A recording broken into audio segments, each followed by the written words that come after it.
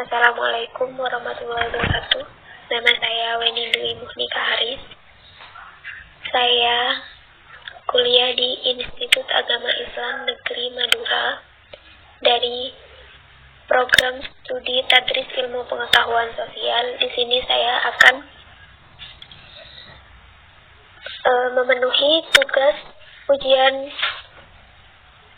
akhir semester, yaitu mata kuliah Geografi Regional tentang permasalahan atau salah satu fenomena regional baik dalam skala nasional maupun internasional. Di sini saya akan memaparkan atau menjelaskan tentang aksi militer Belanda 1 dan 2.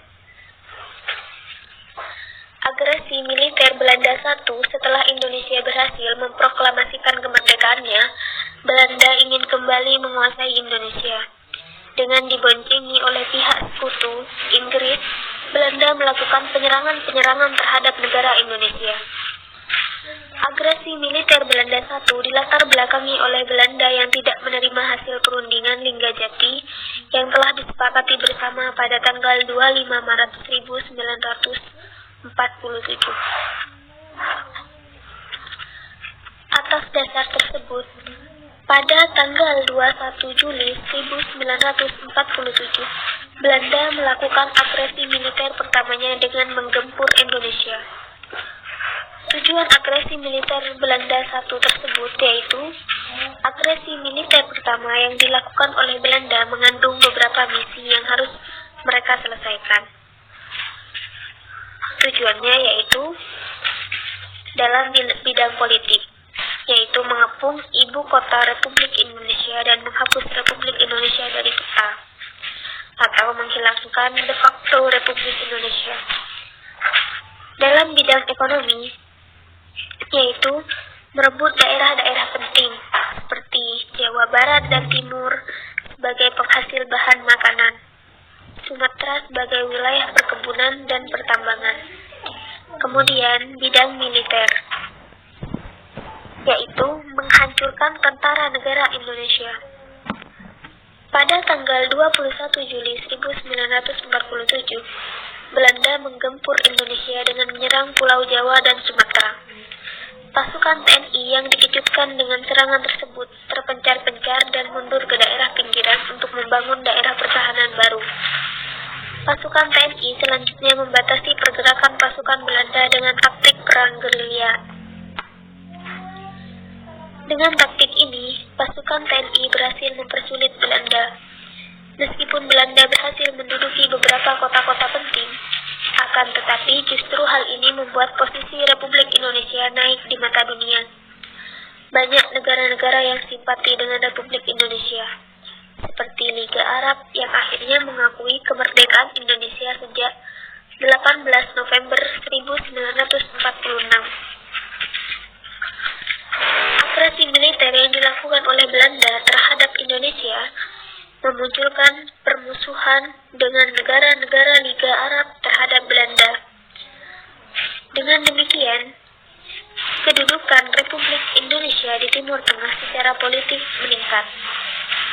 Dewan Keamanan PBB pun ikut campur dalam masalah ini dan membentuk Komisi 3 Negara untuk menyelesaikan konflik ini melalui serangkaian perundingan, seperti perundingan Renville dan perundingan Kaliurang.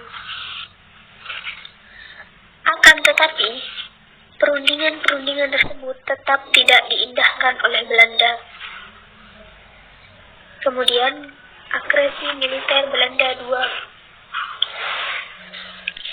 Aksi Polisionil kedua akhir 1948 dilaksanakan memaksa Republik bekerja sama dengan pengurus Belanda untuk Deelstaten politik atau politik negara bagian. Menurut perjanjian Linggajati, maksud pemerintah Belanda atau Kabinet Brits atau Van Schaick menyelenggarakan Indonesia berdasarkan federal dengan hubungan ketat Belanda. Sewaktu aksi polisionil ini, Yogyakarta langsung diserang dan pemerintah Indonesia, termasuk Presiden Soekarno, ditahan. Selainnya, semua kota besar dan jalan-jalan diantaranya diduduki. Aksi Belanda ini sebetulnya upaya membinasakan Republik. Gagal karena pencampuran tangan Perserikatan Bangsa-Bangsa, aksi-aksi boikot internasional dan gerilya Republik yang sangat hebat. Pada Agustus 1949, sebelum ada gencatan senjata, Yogyakarta dapat direbut kembali oleh Indonesia dalam waktu 6 jam. Belanda mundur ke Surakarta. Indonesia mengejar Belanda ke Surakarta sebelum gencatan senjata menjelang konferensi meja bundar.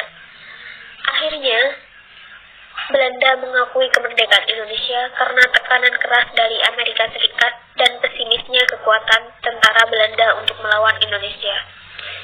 Sewaktu dua aksi polisi, 100.000 tentara dikerahkan setiap kali, termasuk Genil, yaitu bala tentara Hindia Belanda Kerajaan. Ternyata aksi polisionil ini tidak terbatas yang dinyatakan pemerintah Belanda. Jumlahnya lebih dari 5.000 tentara Belanda tewas. Pihak Indonesia kelipatan, kira-kira lebih dari 15.000. Tanggal 18 Desember 1948, pukul 23.30, siaran radio antara dari Jakarta menyebutkan bahwa besok paginya Wakil Tinggi Mahkota Belanda, Dr. Mill, akan mengucapkan pidato yang penting. Sementara itu, Jenderal Spoor yang telah berbulan-bulan mempersiapkan rencana pemusnahan TNI memberikan instruksi kepada seluruh tentara Belanda di Jawa dan Sumatera untuk memulai penyerangan terhadap kubu Republik. Operasi tersebut dinamakan Operasi Cry. Pukul 2.00 pagi, para kompeni pasukan para 1 KSP di Andir memperoleh parasut mereka dan memulai memuat ke-16 pesawat transportasi. Dan pukul 3.30 dilakukan briefing terakhir. Pukul 3.45, Mayor Jenderal Engels tiba di Bandar Udara Andir, diikuti oleh Jenderal Spoor 15 menit kemudian. Dia melakukan inspeksi dan mengucapkan pidato singkat.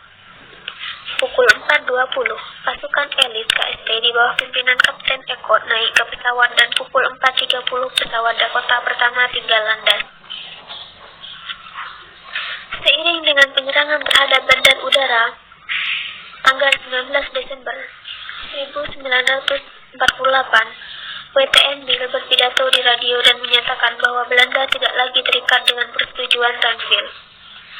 Penyerbuan terhadap semua wilayah Republik Indonesia, wilayah Republik di Jawa dan Sumatera, termasuk serangan terhadap ibu kota Republik Indonesia Yogyakarta yang kemudian dikenal sebagai agresi militer Belanda II telah dimulai. Belanda konsisten dengan menamakan agresi militer ini sebagai aksi polisional. Penyerangan terhadap ibu kota Republik diawali dengan pengeboman atas lapangan terbang Maguwo di pagi hari. Pertahanan TNI di Maguwo hanya terdiri dari 150 orang pasukan pertahanan pangkalan udara dengan persenjataan yang sangat minim, yaitu beberapa senapan dan satu senapan, artinya pesawat 12,7. Senjata berat sedang dalam keadaan rusak. Pertahanan pangkalan hanya diperkuat dengan satu kompi TNI bersenjata lengkap. Pukul 6.15, pesawat Dakota menerjukan pasukan KSP Belanda di atas Maguwo. Pertempuran merebut Maguwo hanya berlangsung sekitar 25 menit. Pukul 7.10, bandara Maguwo telah jatuh ke tangan pasukan Kapten Ekot. Serangan terhadap kota Yogyakarta juga dimulai dengan pengeboman serta menerjunkan pasukan payung di kota. Di daerah-daerah lain di Jawa, antara lain di Jawa Timur, dilaporkan bahwa penyerangan bahkan telah dilakukan sejak tanggal 18 Desember malam hari. Nah, dampak yang diperoleh bangsa Indonesia akibat adanya agresi militer satu oleh pihak Belanda perekonomian yang sempat dikuasainya beberapa daerah-daerah perkebunan yang cukup luas. Meski PBB telah turut membantu mengatasi agresi militer yang dilakukan Belanda terhadap Indonesia dengan diadakan penghentian tembak-menembak, tidak berarti bahwa tindakan militer Belanda langsung terhenti. Mereka terus-menerus mengadakan gerakan pembersihan untuk mengamankan daerah-daerah yang telah didudukinya. Dalam gerakan pembersihan ini sering pula terjadi tindakan kejam oleh pasukan Belanda. Agresi militer 2. Dalam sebuah tindakan agresi militer, ada dua sudut pandang yang akan menjadi telaah kajiannya. Pertama, dari sudut pandang sang agresor, yakni Belanda. Belanda pada dasarnya bertujuan untuk menduduki Nusantara yang telah mengkayakan negerinya. Dari sudut pandang ini, dampak bagi Belanda adalah mengeluarkan sebagian anggaran untuk melancarkan agresi, menentang dunia dalam hal perdamaian, hingga efek pengucilan untuk selanjutnya. Kedua, dari sudut pandang Indonesia. Indonesia mendapat dampak yang luar biasa besarnya. Dalam agresi militer Belanda 2 ini, Indonesia dalam posisi terkekang dari dalam dan luar negeri. Terjadi instabilisasi politik, hukum, dan keamanan. Selain itu, Presiden dan Wakil Presiden beserta sejumlah pejabat pemerintah Indonesia berhasil ditawan kemudian diasingkan oleh pihak Belanda pada waktu itu. Nah, itu saja penjelasan dalam menyelesaikan ujian akhir semester dari mata kuliah Geografi. Terima kasih. Assalamualaikum warahmatullahi wabarakatuh.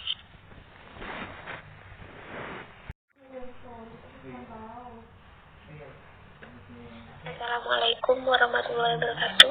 Nama saya Winnie Nikahan. Saya